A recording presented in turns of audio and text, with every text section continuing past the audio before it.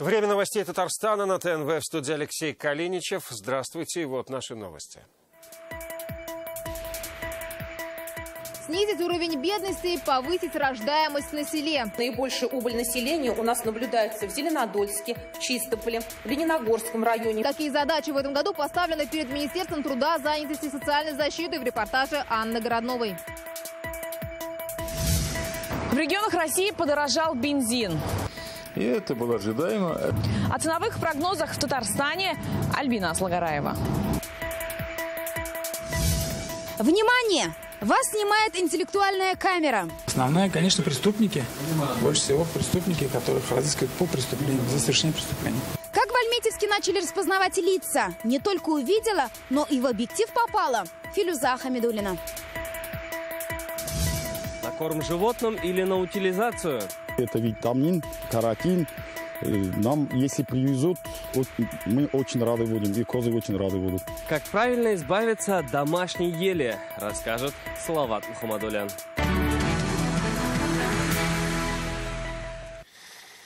Доходы татарстанцев растут, уровень безработицы рекордно низкий, а вот над демографией нужно поработать. Итоги работы в 2018 году подвел Минтруд Республики. Задачи на этот год тоже известны.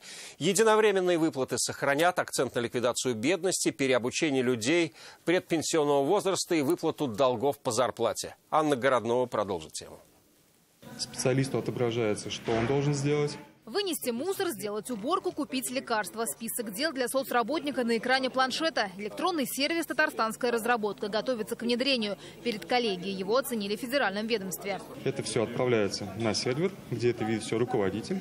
Соответственно, при выполнении или невыполнении определенных заданий руководитель может оперативно принять взвешенное решение. А вот наличие самих соцработников в каждой деревне пока роскошь. К одиноким пожилым приходится ехать за 100 километров из соседней деревни. На помощь придут мобильные бригады. Татарстан планирует закупить 43 автомобиля. В нашем районе 63 населенных пункта, из них в 32 социальные работники имеются. Но там, где их нет, организуются мобильные выездные бригады. Совершенствовать подходы оказания социальной помощи с учетом лучших международных практик правительство республики будет совместно со Всемирным банком. Стороны подписали меморандум о взаимопонимании.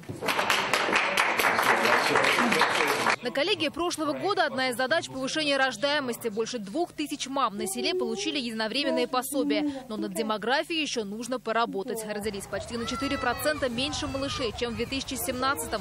Говорили сегодня и о пенсионной реформе. В категорию предпенсионеры попадают 27 тысяч человек. Все льготы для них сохранят. Важно сохранить их трудовые права, сохранить трудовые гарантии в отношении этих людей, чтобы работодатели не допускали дискриминацию по какому-либо, прежде всего здесь по возрастному признаку. И для этого мы создали 66 пунктов, принимаем все обращения. В рамках проекта «Старшее поколение» в 2019 году в регионах России должны быть реализованы мероприятия по профессиональному обучению и переобучению. Этот проект имеет достаточно серьезное суммарное значение по 5 миллиардов в год. Так в республике обучат 1300 человек. Получить новую профессию могут и безработные. Всего на учете сейчас чуть больше 10 тысяч человек. Но остаются долги по зарплате более 80 миллионов рублей. В основном это предприятия в стадии банкротства. К руководителям предприятий, имеющих просроченную задолженность по выплате заработной платы, особенно тем, кто ее скрывает, я прошу применять самые серьезные меры воздействия. Необходимо ситуацию с выплатой заработной платы держать на контроле. Что касается зарплат, доходы растут. За прошлый год в среднем на 8,5%. Сейчас по Татарстану это чуть больше 34 тысяч рублей. Одна из задач в этом году – снижение уровня бедности. Татарстан вошел в пилотный проект страны. По нему к 2024 году уровень бедности должен снизиться в 2 раза. В республике изменения коснутся почти 300 тысяч человек. Половина из них с детьми, доходы ниже прожиточного минимума.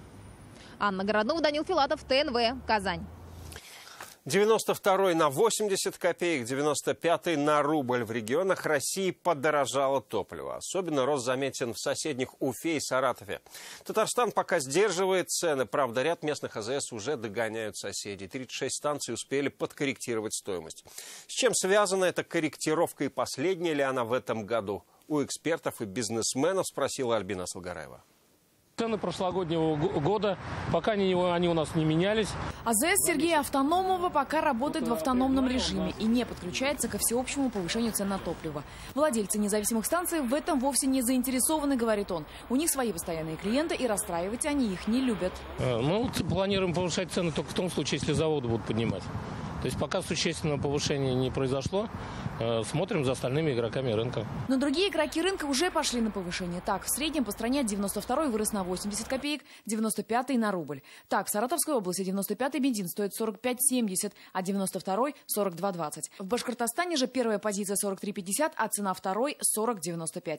В Татарстане ситуация немного другая. Уже некоторые субъекты стали его повышать. Ну, повысили, вот сегодня у нас Лукойл повысили некоторые индивидуальные предприниматели, как Shell, Арск, некоторые. Но основные такие Татнефть, АЗС-центр, Таиф, 205 автозаправочных станций, они еще не повысили на бензины. Однако расслабляться не стоит, предупреждают аналитики. Республика, как правило, последней в ПФО поднимает расценки на топливо. Эксперты же пока рассуждают о причинах. Еще в конце прошлого года говорили, что будет повышение на ту сумму НДС, которая повышает с 1 января 2019 года. То есть это 2% НДС. 2% НДС – это цена бензина 1,7% в цене бензина. Каждого, любого. Он повысился благодаря налогу НДС. То, что АЗС газанули, заметили не все казанцы. Мнения разделились. Я слышал, что будет подорожание, а пока рост цен не видел еще на заправках. Важно, но не до такой степени, чтобы я обращал на эти копейки внимание. Заправляешь, не обращай внимания на это. Рост колоссальный, и с каждым месяцем, мне кажется, повышение и повышение. Каждый день заправляюсь в районе 1000 рублей, наверное. Чуть больше, чуть меньше. Это нормально, вы считаете? Я считаю, что нет. Это может быть не последнее подорожание цен на бензин в этом году. Суммы могут измениться после 31 марта. Тогда все будет зависеть от инфляции и оптовых цен на топливо. Альбина Аслагараева, Ильшат Мухаметов, ТНВ, Казань. Альметьевск попал в будущее. Его жители распознают через интеллектуальные видеокамеры. Происходит это за доли секунды. Город стал экспериментальной площадкой. Здесь пробуют новые технологии. За праздники благодаря ноу-хау удалось поймать 2 правонарушителей. Филюза Хамидуллина тоже попала в объектив. Из категории разыскиваемых есть лица разыскиваемые, как без вести пропавшие, лица, утратившие родственную связь. Под колпаком теперь едва ли не весь город. За доли секунды камеры отправляют информацию в УВД. За месяц в объективы попали больше 2 миллионов человек. Программа «Энцехлаб» выдала 6 совпадений. Из них 2 оказались в розыске. Если лицо распознано как разыскиваемое, то программа дает сигнал о том, что есть совпадение. Ну и указывает место. Сейчас в базе 42 лица. Это люди, утратившие родственные связи, без вести пропавшие и в розыске. Базу обновляют. Если совпадение 75%, программа сигнализирует. Технология для республики уникальная. Реализация пилотного проекта проводилась с участием Министерства внутренних дел республики. Так как результаты были положительными, было принято решение продолжить данную практику в нашем районе. Сегодня в Альметьевске 44 камеры с функцией распознавания лиц. Первые видеокамеры были установлены за счет инвестиционной программы Таттелекома на их собственные средства, а вторая часть установлена уже из средств республиканского бюджета. Высокотехнологичные камеры по программе «Энцехлаб» точно идентифицируют разыскиваемых лиц даже в очках и в шапке. Программу можно использовать в качестве системы ограничения доступа, например, в школах и детсадах. В 2019 году администрация района планирует закупить еще 100 таких камер. Финансовую помощь окажут местные компании. Если эксперимент себя оправдает, то эта система может заработать и по всему Татарстану. Филюза Хамидуллина, Ирик Хабибуллин, ТНВ, Альметьевск. К другим темам. Татарстан ожидает заметное потепление. В республику идет итальянский циклон. Он придет к выходным. Как сообщают метеорологи, сейчас в Татарстане погоду управляют холодные воздушные массы. Они пришли из Казахстана. Из-за них сегодня температура в Татарстане в районе минус 11 градусов. К концу недели будет в районе минус 7. Грязь с дорог попадет в водоем. Казанцы бьют тревогу. К их прудам в поселке Дальний кто-то свозит снег с улиц. А это реагенты, которые могут отравить воду, уничтожив фауну. Кто решился на такое? Можно ли везти снег к этим прудам? И почему не в снегоплавильные пункты, узнавал Рамиль Шайдуллин.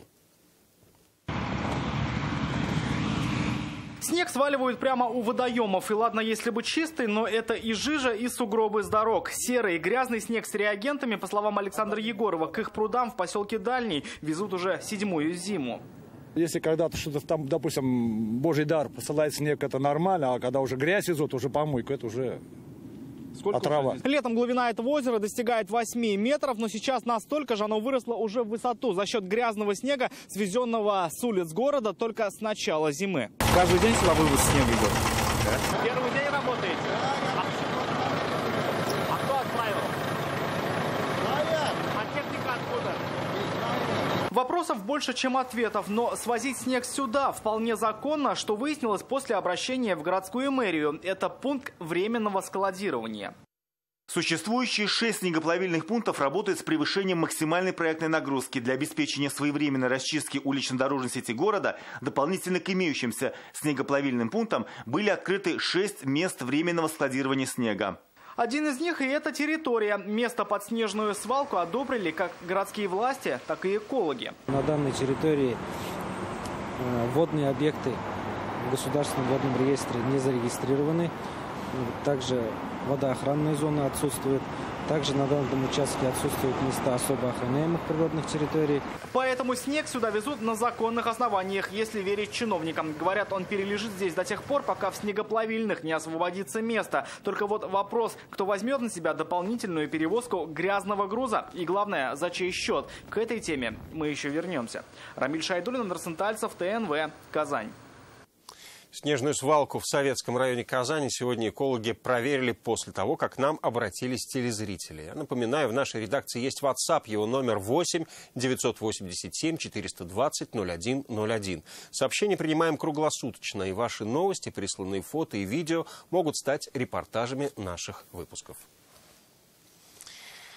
На лакомство козам или на защиту растений. С завершением каникул жители начали избавляться от зеленых красавиц. Кто в мусорку, а кто на утилизацию, а кто на ферму. Куда можно отвезти символ Нового года и где его ждут с нетерпением, расскажет Салават Мухаммадуллин.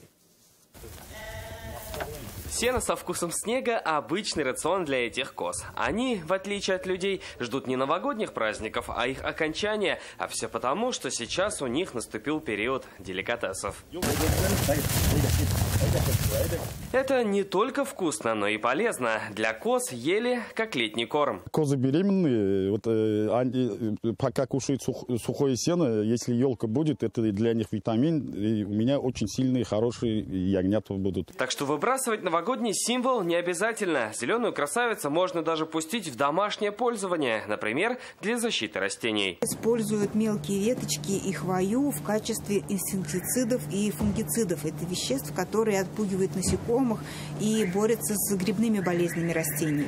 В любом случае, не стоит просто выкидывать новогоднюю елку на улицу или пытаться утрамбовать в мусорный бак. Зеленая красавица – символ Нового года, абы как не избавишься. Зачем загрязнять это все вот этими елками, украшениями этим всем, которые мы сами же домой покупаем для праздника, для каких-то эмоций новогодних, а потом просто выкидывать на мусор, как-то это...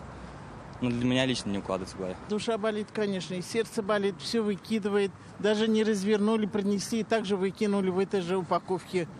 Идешь прям плачешь. Такие, они ведь долго растут. Специально для этого в Казани открыли пункты приема. По адресу Аделя Кутуя 160 стоит вот такой пункт приема живых елок. На дворе уже 10 января, но пока, как мы видим, контейнер пуст. Казанцы, похоже, не торопятся расставаться с символом Нового года. Точно такой же пункт, открытый на проспекте Победы 141. В прошлом году подобные контейнеры собрали больше 1300 тонн елок. В этом году планку никто понижать не собирается. Нынче новогодний урожай отправят в 2 района республики – Верхнюю Слон и козочкам фермера из Высокогорского района. Они идут на корм козам. Есть такая порода, называется заанинские козы. Вот они очень любят елочки, вот иголки, да, потому что в них очень много витаминов, и от них их молоко становится вкуснее и полезнее. болезни. Пункты сбора елок будут работать до конца января круглосуточно. Салават Махмадуллин, Вероника Гайнуддинова, Рамзиль Гарипов, Вадим Илларионов, ТНВ, Казань, Высокогорский район. Вы смотрите новости Татарстана, и вот о чем далее. Все включено. Мне здесь хлеб нравится. Может ли магазин стать местом и продаж, и оказания услуг о работе модульных МФЦ в Татарстане? Рамиль Шайдуллин. Один случай на 10 тысяч. Как вороны вьются, как рыба об лед бьется. Ну, не знаю, что делать. С какой болезнью борется маленькая жительница Набережных Челнов, расскажет Алия Хайрудинова.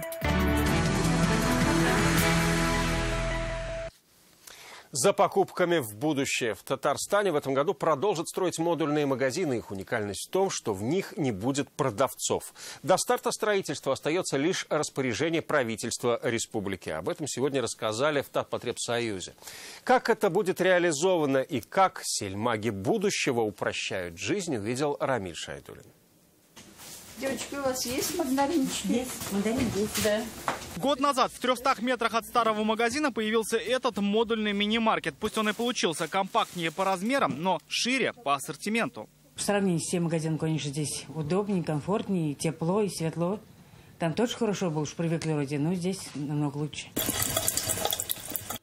Здесь есть свой санузел, и в отличие от прежних магазинов, говорят продавцы, он всегда подключен к воде и канализации. Ну а дальше торговый зал, в котором кроме свежих продуктов и товары повседневного спроса. Компактное здание, в котором продают все, что нужно, появился по программе «Сельские магазины» в республике, действующей с 2017 года. Нашего населения модульный магазин хватает. Тут всегда постоянно все бывает, все свежее, залежавшее, продуктов никаких нет. Продукты всегда свежие, возврата никаких не было. Мне здесь хлеб нравится. Вкусный очень. Все то же, но без продавцов. В Татпотребсоюзе готовятся к революции в торговле. В республике откроют умные магазины. В этом году 1-2, дальше больше. Это, наверное, как-то звучит дико, может быть, даже как неординарный магазин без продавца. Мы бы эти технологии хотели бы внедрить и в сельской местности. Этому помогут высокие технологии, но пока все на стадии планирования. Магазины должны встать в один ряд с 22 модульными маркетами, построенными в этом году. Решение за правительством. Рамиль Шайдуллин, Рамзиль Гарипов, Вероника Гайнуддинова, Ильшат Мухаметов, ТНВ, Алексеевский район, Казань.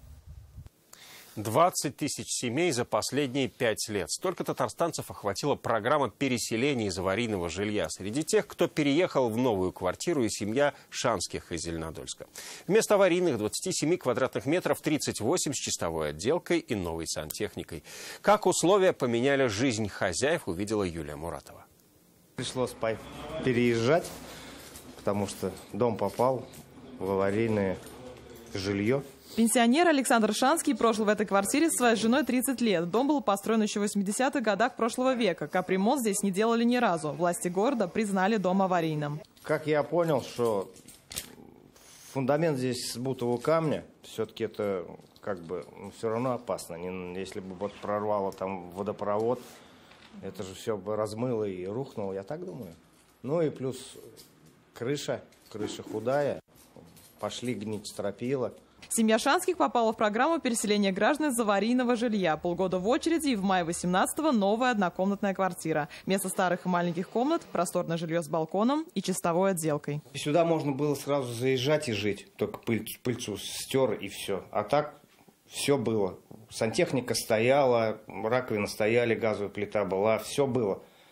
Заезжай, живи. Ничего не меняли, обои не меняли, только положили ламинат и натянули потолки. Сам Александр индивидуальный предприниматель, занимается производством электрических двигателей. Говорит, работа рядом и добираться с нового места даже удобнее. В свободное время занимается спортом, под боком бассейн и каток. Рад, что и дома теперь тепло. Его можно регулировать с учетом холодов. На батареях стоят очень удобные вещи. Можно тепло прибавить, убавить.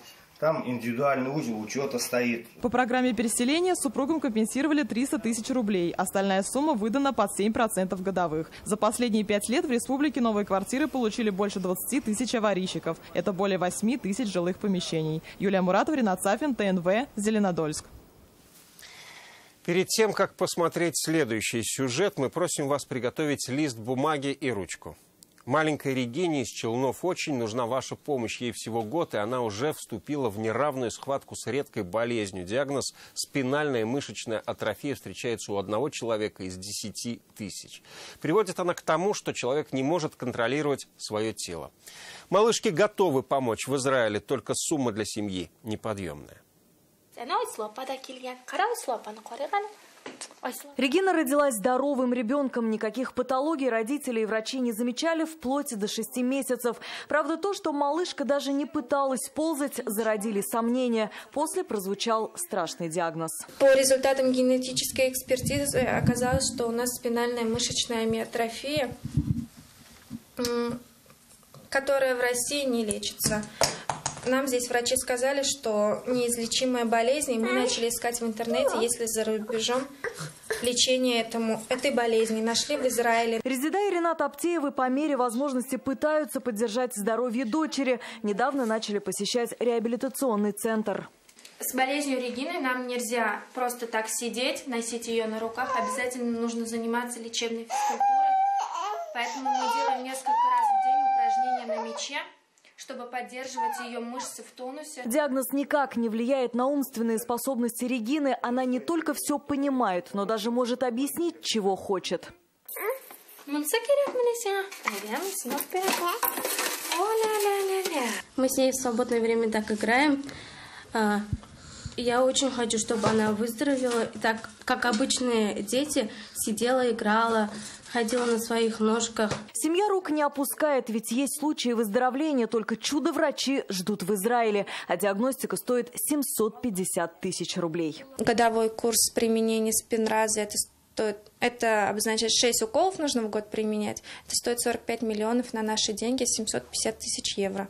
Родители Регины верят, добрые сердца мимо не пройдут. Каждый желающий может помочь. Для этого нужно отправить любую сумму на номер счета, который вы видите на экране. Мы знаем, благодаря нашим зрителям 4-летняя Аделина Абдуллина получила шанс на жизнь и сейчас проходит реабилитацию в Германии. Для Гузель Нугумановой было собрано более 1 миллиона рублей, а сбор для Тимура Ахмадуллина закрыт. Может быть, на нашем пути найдутся милосердные, неравнодушные люди, которые смогут нам помочь. Алия Хайрудинова, Ильшат Аюпов, Рамиль Закиев, ТНВ, Набережные Челны. Конькам все возрасты покорны. Это на своем примере ежегодно доказывает челнинец Раудат Гумеров. Ему 80, но как только за окном мороз и снег, он на каток. И катается исключительно на своих коньках, которым уже более полувека. О том, как коньки становятся другом и куда ведут по жизни, Ленар Гинатуллин. Он такой, и его не изменить. Даже встречу с нами он назначил на льду. В этом году Раудату Гумерову исполнилось 80. Но это, говорит старожил, ничего не значит. Зимой на каток каждый день. Кататься научился сам еще в юности. 65 лет назад на свою первую зарплату он и купил эти коньки. А они у него огонь. Кожа хорошая, мягкая. Удобно мне кататься в них. Они мне нравятся, я не знаю, вот я много чего терял, но их старался, можно сказать, дороже паспорта берег их. Они нравятся мне, вот понравились, и вот сказал, значит, что буду до конца в них кататься, вот и катаюсь. Почти на таких же коньках, как у Раудата Гумерова, катается и Любовь Мореходова из Забайкалья. Ее экземпляр 1943 года. Коньки, которые так любят наши пенсионеры, в Россию завез еще Петр I. По его же инициативе были разработаны коньки уже с ботинками, как у Раудата Гумерова. Челнинцы восхищаются и его обувью, и силой воли. Молодцы, дай бог им здоровья, пусть катаются. Нет, я никогда не катался, не стоял никогда на коньках. Это очень здорово, это очень здорово. Я сейчас с ним встретился. Он катается, молодец. Раудат Гумеров поставил на коньки дочку и внуков. В планах обучение правнука. И такой он в мире не один. Роберт Свит из Нью-Йорка катается в 95 и даже танцует.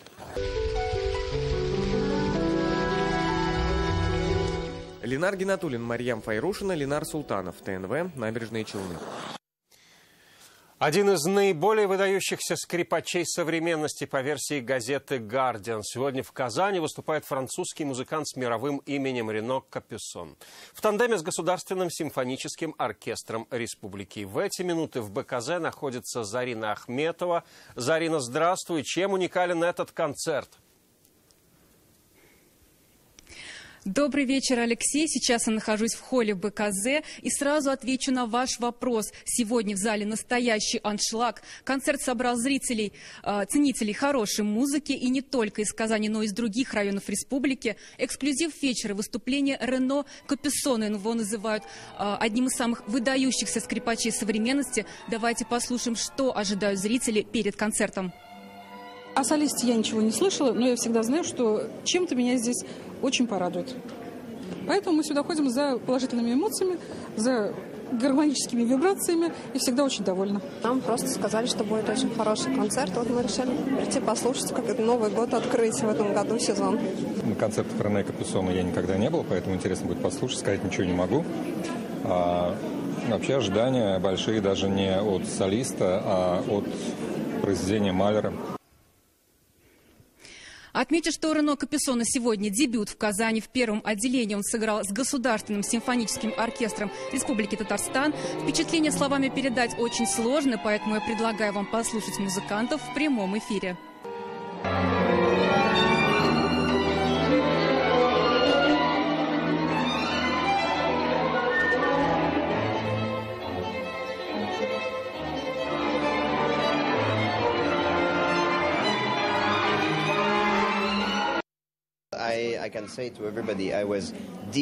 Да, я исполняю произведение первый раз с этим оркестром. Я скажу всем, что я впечатлен, я потрясен.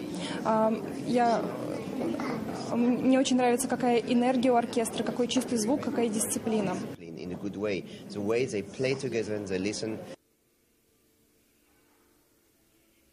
Также на сцене прозвучит симфония «Песнь о земле», а завтра с этой же программой Государственный оркестр республики выступит в Москве. Ну а мы пока остаемся здесь наслаждаться концертом и замечательной музыкой. Алексей, передаю слово вам. Спасибо, Зарина. Это было прямое включение из БКЗ. Вечерний эфир продолжит программа «Вызов 112». Ну а сейчас о погоде. На завтра я прощаюсь с вами до следующего выпуска в 21:30. До встречи.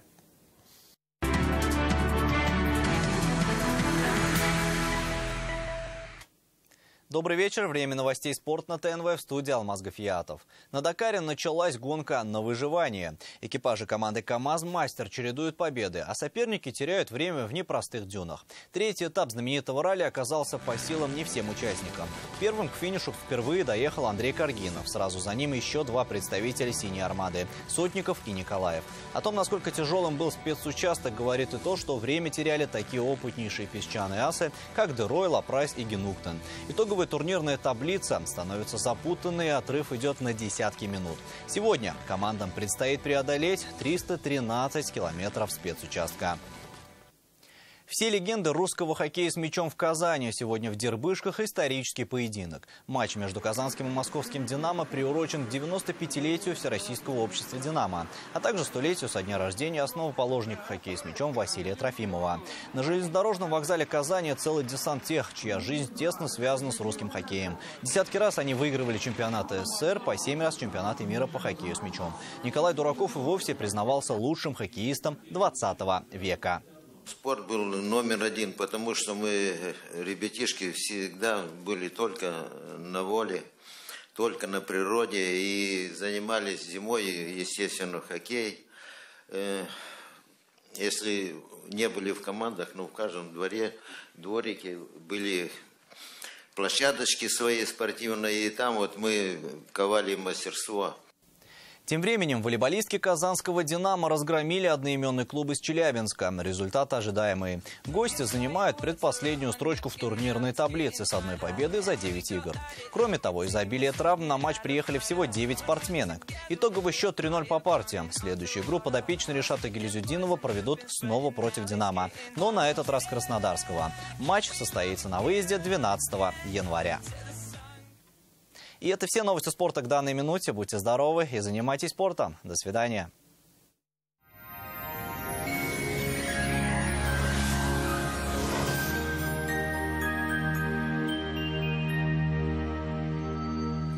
Здравствуйте! Поговорим о погоде после полезной информации. Компания «Данил Мастер» поздравляет жителей республики с наступившим Новым годом и дарит новогоднюю скидку 20% на шкаф-купе вашей мечты. Приходите, Казань, Восстание 23, звоните 2 167 166. пятницу будет облачно с прояснениями. Не исключен небольшой снег. По данным сервиса Яндекс.Погода, на юго-востоке республики -12, -13. Пройдет снег. На северо-востоке Татарстана также не обойдется без осадков. Там до -12. На севере Татарстана похожая погода. 11-12 градусов ниже 0. На северо-западе республики также снежно. До -11. На юго-западе Татарстана пройдет снег 10-11 градусов ниже 0. В центре Татарстана аналогично. Прохладно и снежно. До -12. В субботу ожидается значительное повышение температур и снегопады. Спонсор показа – клиника Фарм-Т. Лечение аденомы и простатита по европейским стандартам, без боли и операции на израильском аппарате Термекс. Телефон в Казани 292 66 77. Клиника Фарм-Т. Радиоволновое лечение аденомы и простатита на израильском аппарате Термекс. Без боли, без операции. 292 66 77. Остановись немедленно! Ты что, с ума сошел? Спинку хоть потрите. Ну, пожалуйста. Тебе спину уже лечить надо.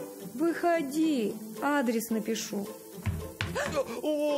И суставы тебе там вылечат, и согреют заодно.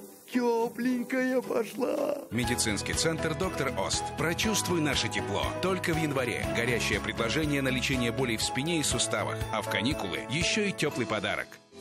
С болями в спине и суставах медицинский центр «Доктор Ост» поможет справиться без операции и протезов. Современные технологии, запатентованные методы и профессионалы своего дела. Вернуться к полноценной жизни просто. В Казани велика вероятность осадков в виде снега. -10, -12 градусов. Ветер южный, порывистый, 5 метров в секунду. Атмосферное давление 756 миллиметров ртутного столба. Влажность воздуха 86%. В магнитном поле Земли без изменений. Мясоперерабатывающее предприятие ООО «Дуслык», производитель продукции «Халяль».